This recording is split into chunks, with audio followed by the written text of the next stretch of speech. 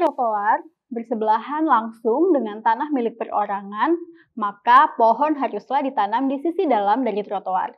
Namun, bila terdapat ruang cukup antara trotoar dan tanah milik perorangan, maka pohon boleh ditanam pada sisi luar.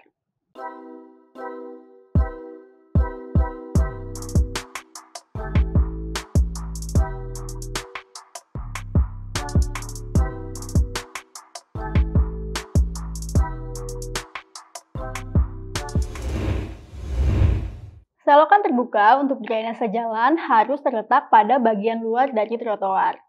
Untuk selokan tertutup dapat dianggap sebagai bagian dari trotoar apabila tertutup baik dengan slab beton.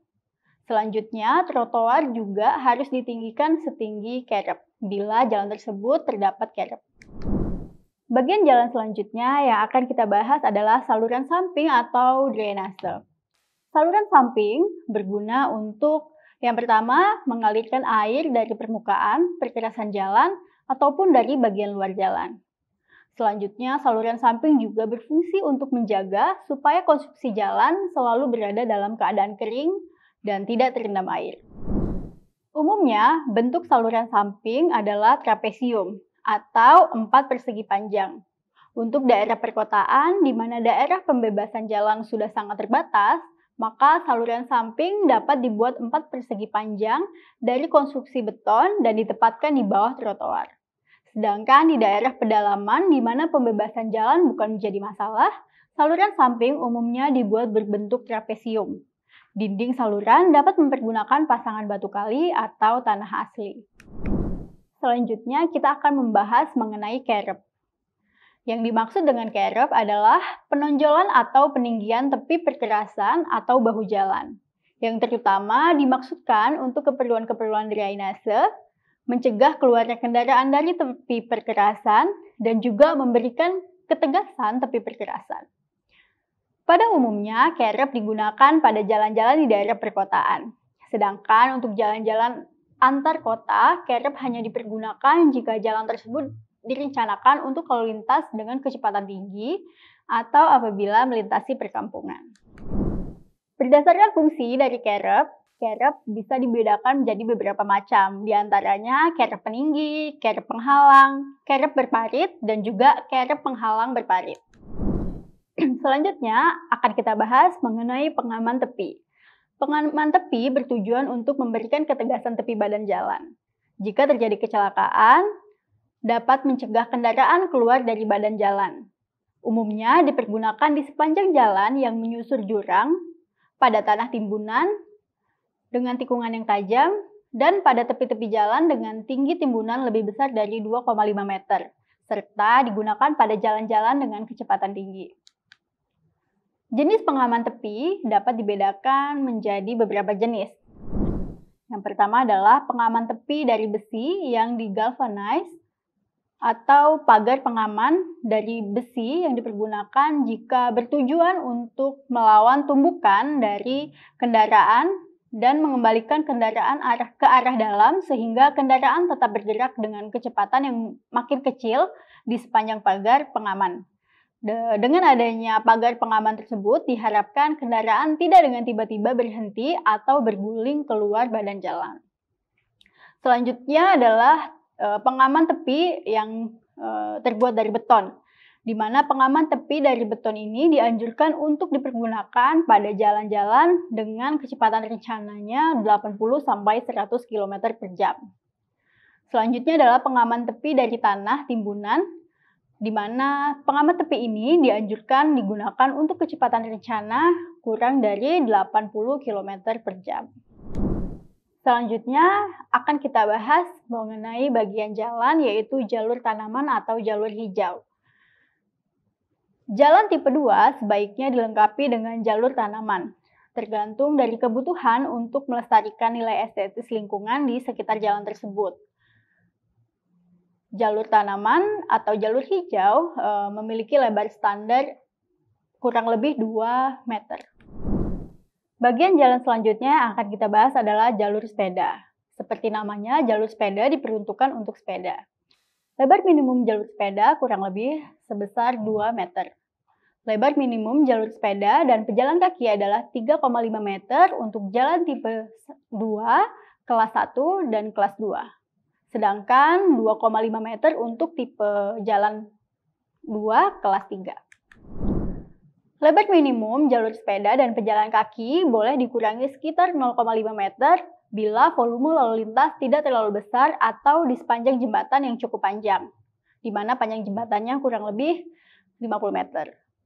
Lebar minimum jalur sepeda adalah 1 meter apabila ruang bebas mendatar antar jalur sepeda dengan lalu lintas adalah 1 meter. Ada beberapa parameter perencanaan yang digunakan untuk menentukan lebar jalur sepeda. Di antaranya, tinggi ruang bebas bagi jalur sepeda adalah 2,5 meter, dan juga kapasitas maksimum perencanaan jalur sepeda untuk 2 lajur 2 arah adalah 1.600 sepeda per jam, dan kecepatan rencana sepeda pada jalur sepeda tersebut adalah 15 km per jam. Ketentuan lain diantaranya adalah bila volume sepeda melebihi 500 per 12 jam dan volume lalu lintas melebihi 2000 per 12 jam, maka sebaiknya disediakan jalur khusus untuk sepeda atau pejalan kaki. Dalam hal seperti yang disebutkan di atas, terdapat pejalan kaki dengan melebihi volume 1000 orang per 12 jam, maka sebaiknya jalur pejalan kaki dan jalur sepeda dipisah. Bila volume sepeda melebihi 200 per 12 jam dan volume lalu lintas melebihi 2000 per 12 jam, maka sebaiknya disediakan jalur khusus untuk sepeda. Dalam merencanakan jalur sepeda harus sudah mencakup asal dan juga tujuan dari rute sepeda tersebut. Untuk jalan tipe 2 kelas 1, seperti misalnya jalan pintas atau bypass, di mana tidak ada akses masuknya, maka pengadaan jalur sepeda tergantung dari keperluan. Untuk jalur sepeda terletak langsung di sebelah bahu kiri dari jalur lalu lintas atau pada tepi kiri jalur lalu lintas. Bila jalan dilengkapi juga dengan jalur tanaman yang bersebelahan dengan bahu kiri jalan atau jalur parkir, maka jalur sepeda harus terletak pada bersebelahan dengan jalur tanaman. Selanjutnya, perlengkapan utilitas harus diletakkan pada bagian tepi dalam dari jalur sepeda. Sedangkan untuk jalur sepeda, fasilitas utilitas harus diletakkan pada bagian luarnya. Untuk pohon-pohon yang ditanam pada bagian tepi dalam dari jalur sepeda, bila terletak bersebelahan langsung dengan tanah milik pribadi, bisa juga ditanam di bagian luar di jalur sepeda. Jika terdapat ruang cukup untuk menempatkan tanaman antara jalur sepeda dengan tanah milik pribadi. Selanjutnya untuk jalur sepeda, pohon harus ditanam pada bagian luarnya. Selanjutnya untuk saluran samping, di mana saluran terbuka untuk drainase, sebaiknya ditempatkan di sebelah luar jalur sepeda. Sebaliknya, selokan tertutup bisa dianggap sebagai bagian dari jalur sepeda bila cukup baik tertutup dengan slat beton.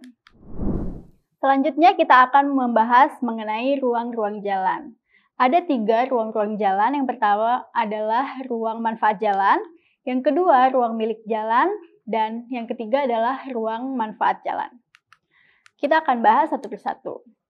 Ruang manfaat jalan merupakan ruang sepanjang jalan yang dibatasi oleh lebar, tinggi, dan juga kedalaman tertentu yang ditetapkan oleh penyelenggara jalan dan digunakan untuk badan jalan, saluran tepi jalan, dan ambang pengamannya. Dalam hal ini, penyelenggara jalan adalah pihak yang melakukan pengaturan, pembinaan, pembangunan, dan juga pengawasan jalan sesuai dengan kewenangannya. Ruang manfaat jalan diperuntukkan bagi median, perkerasan jalan, pemisahan jalur, bahu jalan, saluran tepi jalan, trotoar, ambang pengaman, timbunan dan galian, gorong-gorong, perlengkapan jalan, dan juga bangunan pelengkap lainnya.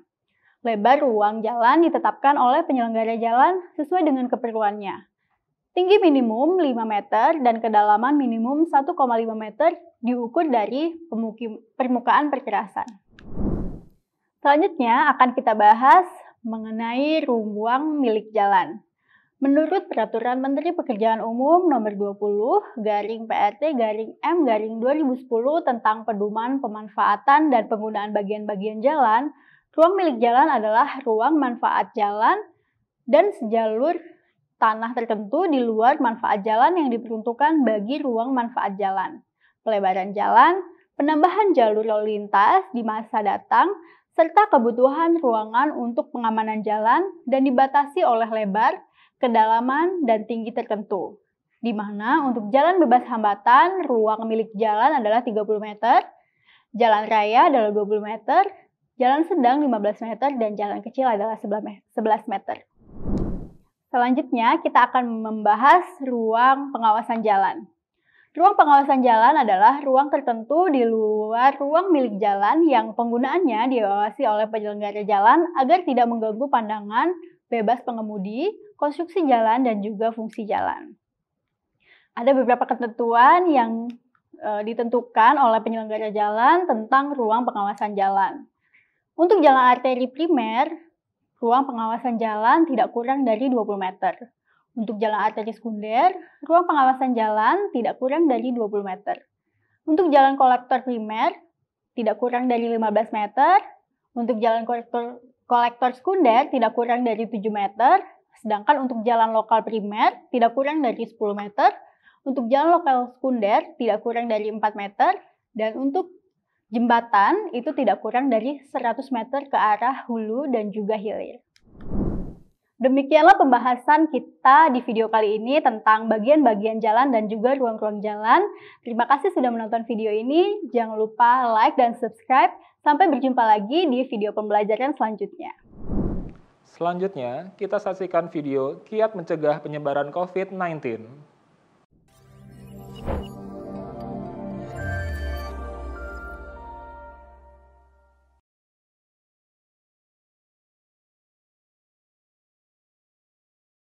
Hai, seperti yang kita ketahui bersama, dunia saat ini sedang mengalami pandemi COVID-19 dan itu juga dirasakan oleh Indonesia.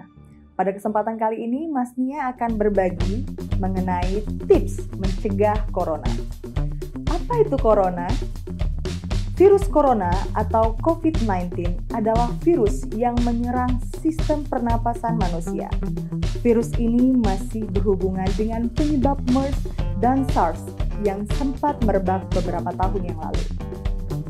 Sampai saat ini belum diketahui penyebab dari virus corona, tetapi diketahui virus ini disebarkan oleh hewan dan mampu menjangkit dari satu spesies ke spesies lainnya termasuk manusia.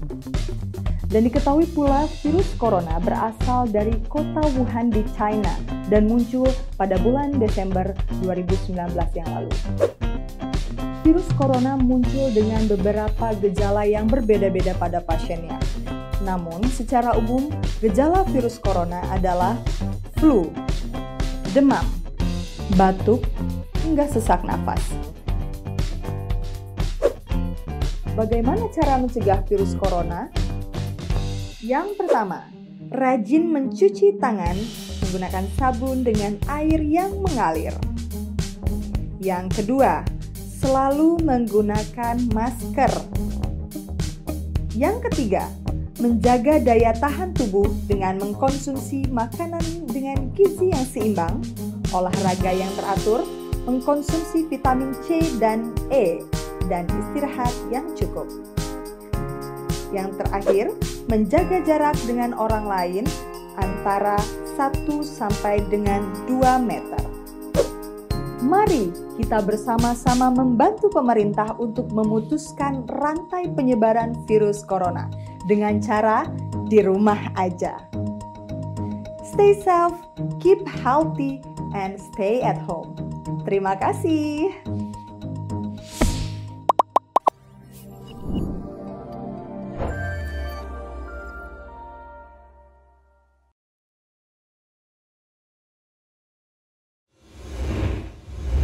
Terima kasih sudah menyaksikan video pembelajaran ini.